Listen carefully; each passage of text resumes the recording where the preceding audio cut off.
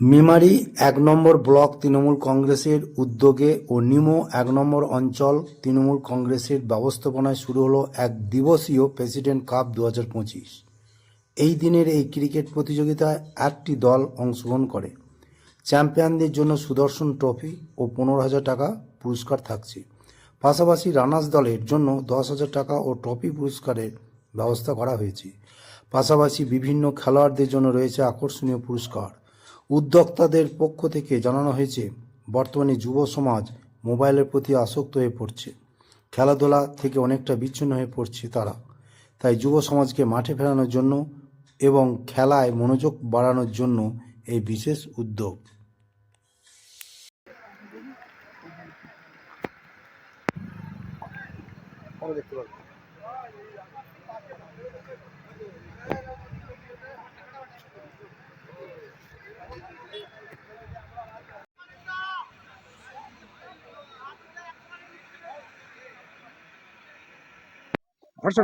President cup হচ্ছে আপনার এলাকায়।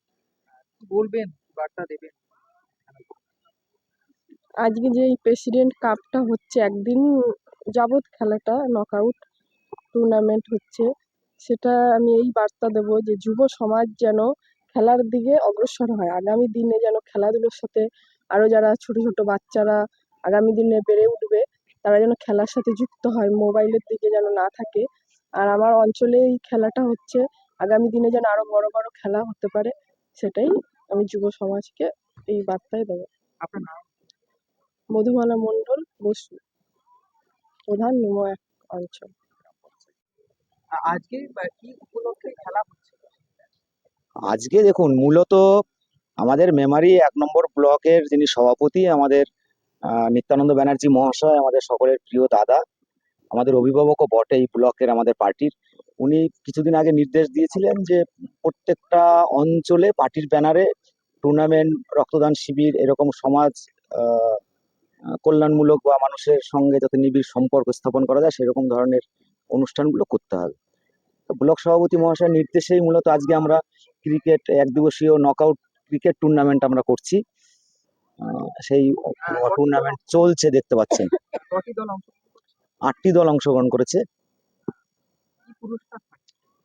আমাদের ট্রফি থাকছে চ্যাম্পিয়ন দলের জন্য, ট্রফি থাকছে চ্যাম্পিয়ন ট্রফি, রানার্স টিমের জন্য রানার্স ট্রফি থাকছে।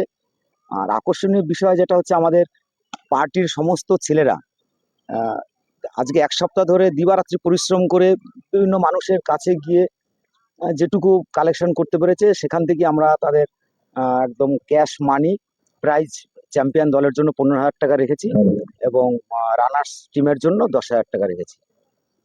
এই যে একটা খেলার আয়োজন, মানে মানুষের তো খেলা একটা বিমুখ পরিস্থিতির সৃষ্টি হচ্ছে, সেই জায়গা থেকে খেলাধুলা সমাজের প্রতি কি বার্তা দেবেন? একদম ঠিক বলেছেন। আমাদের যিনি অভিভাবক, যিনি গার্জিয়ান, আমাদের এই মুহূর্তে যার নেতৃত্বে গোটা ব্লকে আমাদের পার্টির ছেলেরা একটা বিশেষ উন্মাদনার সঙ্গে কাজ করছে। আমার দাদা সবসময় বলে মানুষের সাথে থাকতে হবে, মানুষের পাশে থাকতে হবে।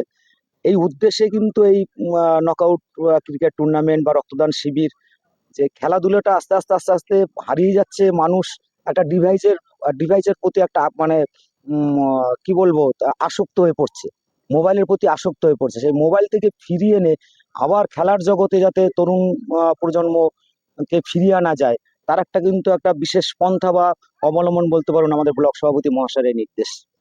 আপনার নাম? সুজয় চন্দ্র শিকদার, আমি এই অঞ্চলের একজন দলের সাধারণ কর্মী।